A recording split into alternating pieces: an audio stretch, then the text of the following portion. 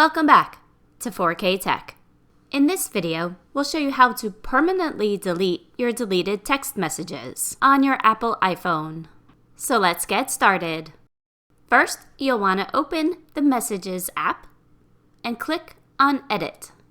Then, click Show Recently Deleted, and from here, you can either delete all or recover all. If you want to delete all the messages, click that and this message box appears. And then if you want to recover all, click that button to recover those messages. And then if you just want to delete certain messages, you can do that too. Now let's go ahead and permanently delete these 3 messages. And now you will see that the recently deleted text messages are permanently gone. Well, I hope this tip has been helpful. Thanks for watching. Please like, subscribe, and turn on the notifications.